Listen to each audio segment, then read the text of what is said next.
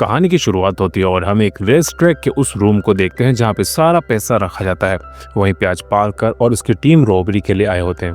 वहाँ के सभी स्टाफ को प्लान के तहत बंधक बना लिया जाता है और उसके मैनेजर की सहायता से बड़ी ही आसानी से उसके लॉकर रूम में रखा पैसा चुरा लिया जाता है। वैसे इस चोरी में उस मैनेजर का भी हाथ होता है जिसने उन चोरों से कमीशन लिया होता है। सब कुछ काफी अच्छे तरीके से हो जाता है बिना कोई लफड़ा किए। पार्कर और उसकी टीम वहां से पैसे लेकर जाने ही लगता है कि तभी वहां जो नाम का बंदा अपनी फैमिली के साथ वहां आ जाता है।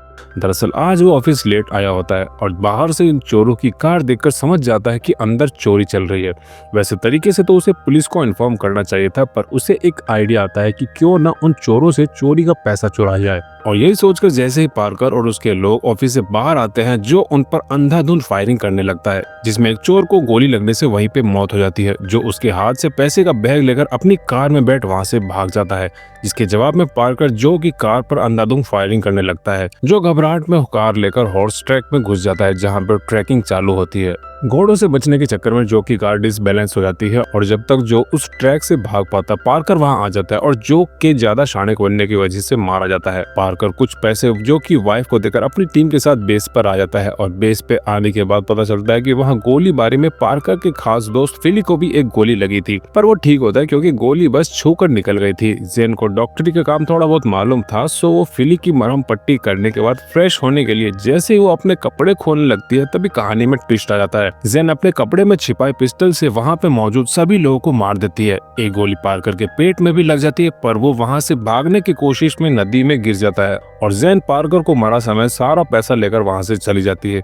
और फिर कुछ टाइम के बाद एक होटल का सीन दिखाया जाता है और वहीं पे हम एक बार फिर से पार्कर को देखते हैं थोड़ा जख्मी हालत में, और जैसे ही उसे होश आता है वो तुरंत अपनी गन लेकर उस जैन को खोजने के लिए निकल जाता है। पर उससे पहले वो एक ग्रेस नाम की औरत से जाकर मिलता है। दरअसल ये ग्रेस पार्कर के दोस्त फिली की वाइफ होती है। उसे अपने पति की मौत की खबर पार्कर से सुनकर काफी बड़ा सदमा लगता है और जिसके बाद ग्रेस पार्कर से वचन लेती है कि वो जैन को कहीं से भी ढूंढ कर मारेगा और साथ ही में उसे एक आदमी का नाम देती है, रेजी रायल। ये वही बंदा होता है जिसके जरिए फिली ने जेन से कांटेक्ट किया था। खैर, जिसके बाद पार्कर वादा करके वहां से चला जाता है।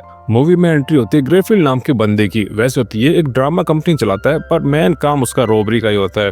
पार्कर अपने दोस्त ग्रेफिल्ड से कांटेक्ट करके रेजी रायल की इंफॉर्मेशन निकालने को कहता है और रेजी मिल जाता है। पार्कर को रेजी से पता चलता है कि इससे पहले जेन किसी साउथ अमेरिकन डिक्टेटर दाला पेस की सेक्रेटरी थे। यहाँ पे एक गड़बड़ी हो गई थी। जैसे ही फिली की वाइफ ने रेजी से कांटेक्ट करके जेन के बारे में पूछा था, रेजी ने तुरंत जेन को इन्फॉर्म करके सचेत कर दिया और उसी का परिणाम होता है कि जेन के आदमी अब रेजी की कार का पीछा कर रहे होते हैं उसे खत्म करने के लिए, क्योंकि एक वही बचा था जिसे जेन के बारे में पता था। जब तक कोई कुछ कर पाता, साइड से एक बड़ी गाड़ी रेजी की कार को उड़ा देती है और इसके अलावा जेन के आदमी रेजी और पार्कर पर गोलियों की बारिश कर देते हैं। रेजी का तो वहीं पे कल्याण हो जाता है, पर पार्कर वहां उन सबको निपटा कर निकल लेता है।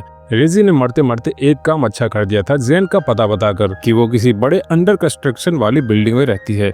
इसके बाद हम जेन को देखते हैं और उसे मिलने एक बॉस्को नाम का एक बंदा आता है। वो जेन के लिए एक प्लान लेकर आया होता है, एक बड़ी चोरी की, $400 मिलियन की, यानी 3360 करोड़ की। पर जब तक जेन और बॉस्को में डील फाइनल हो पाती, पार्कर वहां आ जाता है और गलती से बॉस्को को ही मार देता है। जो लाहट में जेन इसके लिए पार्कर पे चिल्लाने लगती है। जब पार्कर जेन से अपने चुराए हुए पैसे मांगता है तो जेन से पता चलता है कि उसने वो सारे पैसे इस $400 मिलियन की चोरी के लिए खर्च कर दिए हैं। 400 मिलियन का नाम सुनकर अब पार्कर भी उसके इस प्लान में इंटरेस्ट लेने लगता है। जब जेन पार्कर को बताती है कि उसके साउथ अमेरिका में एक जहाज मिला है, 15 सेंचुरी का स्पेनिश जहाज, उसका नाम है द लेडी ऑफ एरिंटेरो। सिर्फ उस मूर्ति की रेट मार्केट में $400 मिलियन की है और उस जो जहाज में सोना चांदी हीरे मिलेंगे उनका तो अलग ही कहना। इस पैसों से मेरे देश की गरीबी मिट सकती है, पर जो मेरा कमीना प्रेसिडेंट है वो उस देश के बारे में बिल्कुल नहीं सोचता। वो पूरा पैसा लेकर भागने की फिराक में है और ये सब जेन इसलिए जानती है क्योंकि वो खुद उसकी सेक्रेटरी रह चुकी है। उस प्रेसिडेंट का प्लान होता है कि वो उस मूर्ति को पहले यूएन में लाकर पूरी दुनिया को दिखाएगा और फिर बाद में एक आउटफिट नाम के गैंग के जरिए उसे चोरी करवा लेगा, जिससे किसी को उस पर शक नहीं होगा और वो अपना पूरा पैसा लेकर दूसरे देश में सेटल हो जाएगा। पर गड़बड़ तो हो चुकी थी। पार्कर ने यहाँ आते ही जिस बंदे को मारा था वो उसी आउटफिट गैंग का आदमी था जिसे पूरे प्लान की जानकारी थी और वो प्लान का ब्लूप्रिंट दिए बिना ही मर चुका है। और यहाँ जेन की बातों से लगता है कि उसे अपने देश की कितनी फिक्र है। पार्कर फिलहाल अपने बदले को साइड में रखकर जेन के प्लान में शामिल हो जाता है। और जिसके बाद नेक्स्ट डे जेन के घर पार्कर और ग्रोफील्ड जाते हैं, जहाँ पे उससे जेन के बॉस कर्नल फेब्रिशियो से मुलाकात होती है। कर्नल इस प्लान पे पहले से ही काम कर रहे होते हैं। उन्होंने उस लेडी द एरेंटेरो का सेम डुप्लीकेट बना रखा होता है ताकि चोरी के टाइम उसे इस डुप्लीकेट से बदला जा सके। सब कुछ ठीक होता है। फिर पार्कर सबको प्लान समझाता है कि हम उस मूर्ति को प्रेसिडेंट के चुराने के बाद चुराएंगे, यानी चोर के घर में चोरी। वैसे बॉस को तो मर चुका था, तो पार्कर के सोर्स से पता चलता है कि उसका एक बॉयफ्रेंड है, तो हो सकता है उसे उस बॉस्को के प्लान के बारे में कुछ पता हो। पार्कर और जेन उससे मिलने एक क्लब में जाते हैं और ग्रोफील्ड बाहर से उन पर नजर रखता है। जब पार्कर बॉस्को के बॉयफ्रेंड को बताता है कि बॉस्को अब मर चुका है, तो वो वहीं पे सबके सामने औरतों की तरह फूट फूट कर रोने लगता है। उसके बॉयफ्रेंड से पता चलता है कि वो उसके किसी प्लान के बारे में नहीं जानता है, पर शायद ब्लूई को पता होगा। अब पार्कर और जेन मिस्टर ब्लूई को खोजने के लिए निकलने ही वाले होते हैं और तभी वहाँ आउटफिट गैंग के गुंडे भी बॉस्को को ढूंढते हुए उसके बॉयफ्रेंड तक आ जाते हैं और इन सब में भसड़ मच जाती है। और इसी बीच पार्कर और जेन मिलकर उन गुंडों का गेम बजा वहाँ से निकल लेते हैं मिस्टर ब्लू को ढूंढने। जब पार्कर बॉस्को के रूम में जाता है तो उसे एक नहीं कई सारे मिस्टर ब्लू मिलते हैं, नन्हे हाथी के खिलौने। पार्कर एक एक करके सबकी तलाशी लेने के बाद फाइनली एक हाथी में से उस चोरी के प्लान का ब्लूप्रिंट मिल ही जाता है और तभी उसी ब्लूप्रिंट की तलाश करता हुआ आउटफिट गैंग के हेड लोजिनी का राइट हैंड किम कैट वहां आ जाता है। दोनों में ब्लूप्रिंट के लिए लड़ाई शुरू हो जाती है और यहाँ एक अजीब बात सामने आती है कि दोनों एक दूसरे को पहले से ही पहचानते थे, पर कैसे वो बाद में पता चलेगा। पार्कर उस किम कैट को उसी बिल्डिंग के खिड़की से नीचे फेंक ब्लूप्रिंट लेकर वहां से चला आता है। किम कैट इतनी ऊपर से गिरने के बावजूद भी बच जाता है, पर हालत टाइट होती है। उससे मिलने उसका बॉस यानी लोजिनी वहां आता है और जैसे किम कैट से पार्कर का नाम सुनता है, उसका गुस्सा 7वें आसमान पर पहुंच जाता है और यहाँ पता चलता है कि कभी पार्कर और लोजिनी एक साथ काम किया करते थे, पर अब वो फिलहाल दुश्मन है। वही दूसरी तरफ प्लान का ब्लूप्रिंट मिलने के बाद पार्कर अपनी टीम से उस चोरी को कैसे अंजाम देना है ये डिस्कस करता है। पार्कर बताता है कि यूएन में अंडरग्राउंड एक ऑटोमेटिक गार्बेज ट्रेन चलती है जो हर स्टेशन में अपने आप कचरा उठाती है। आउटफिट गैंग के लोग असेंबली हॉल से चुराकर उस खजाने को ट्रेन में शिफ्ट करेंगे और जिसके बाद हमारा प्लान चालू होगा।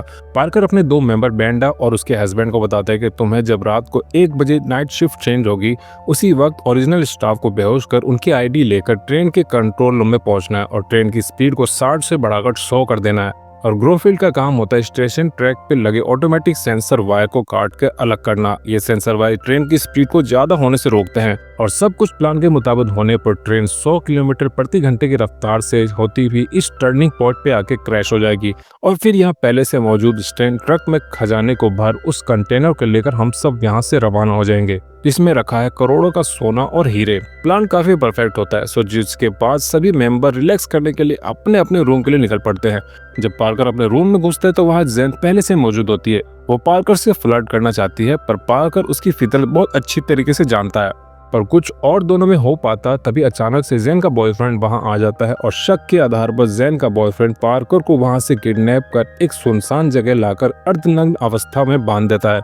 माइनस टेम्परेचर की सर्दी में पार्कर की हालत टाइट हो जाती है और सिर्फ यही मुसीबत नहीं थी, जेन के बॉयफ्रेंड ने आउटफिट के लोगों को भी पार्कर की इस लोकेशन के बारे में बता दिया था। सो अब वो लोग किसी भी घड़ी पार्कर को मारने के लिए आते ही होंगे, पर इससे पहले पार्कर को छुड़ाने जेन वहां आ जाती है और जेन और उसके बॉयफ्रेंड ने पार्कर को छुड़ाने को लेकर बहस होने लगती है। पर किसी तरह जेन का बॉयफ्रेंड पार्कर को रिहा करने के लिए मान जाता है, पर एक मुसीबत के खत्म होते ही वहाँ दूसरी मुसीबत आ जाती है। आउटफिट गैंग के लोग वहाँ आते ही इन सब पे गोली चलाना चालू कर देते हैं, पर पार्कर और जेन मिलकर उन सब को निपटा देते हैं।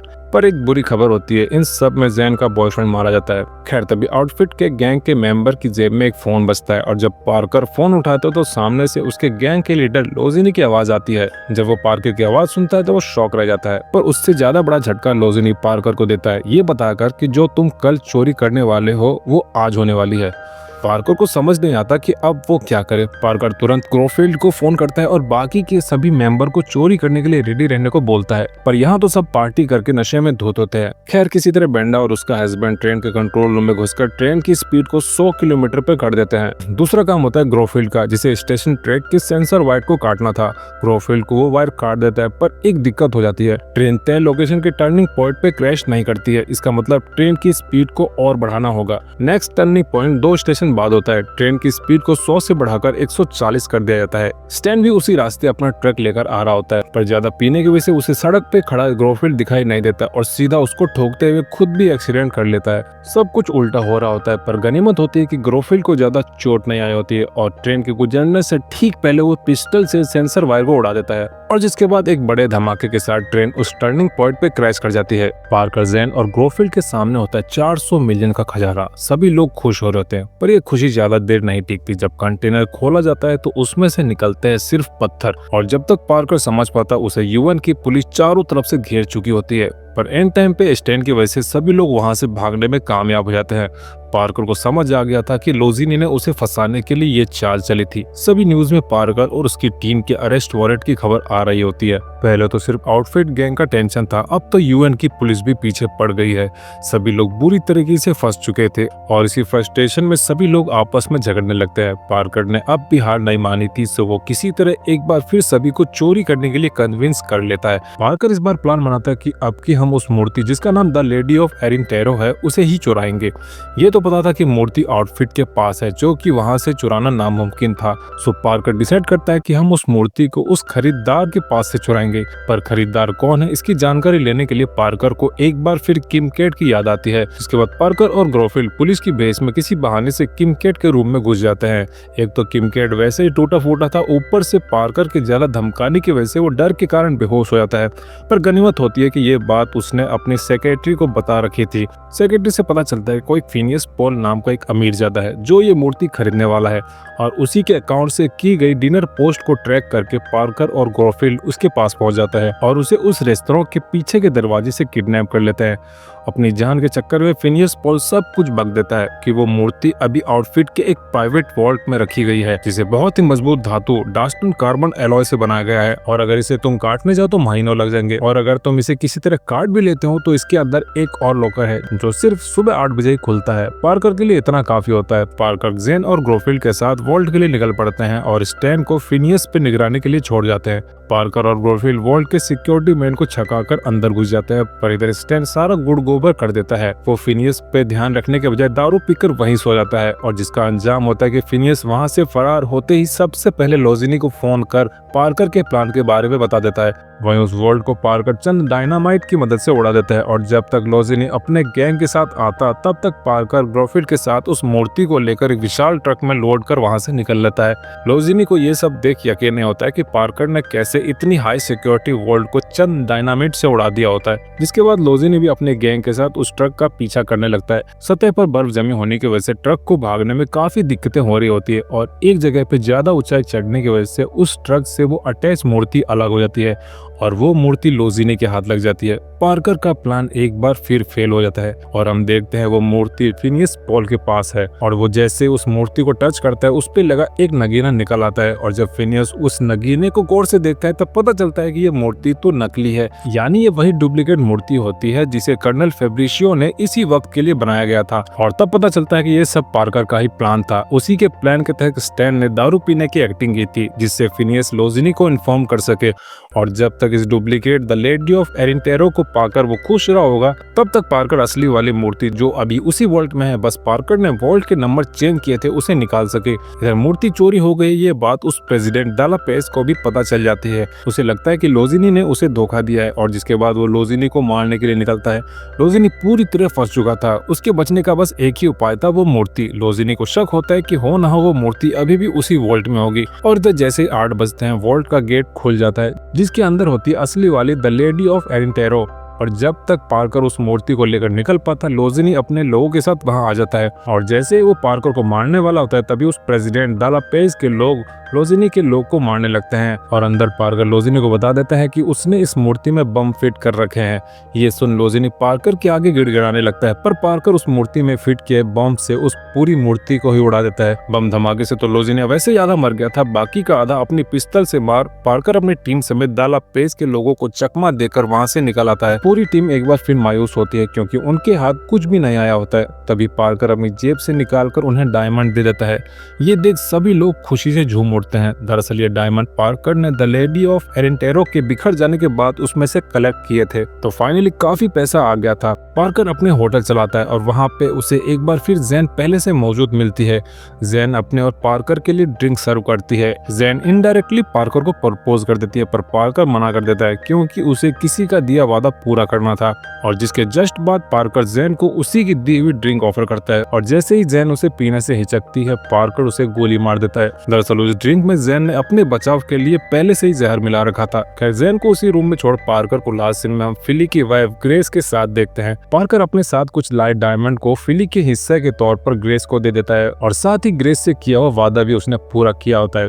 और इसी के साथ ये मूवी यहीं पे समाप्त हो जाती है। तो दोस्तों उम्मीद करता हूँ मूवी आपको पसंद आई हो।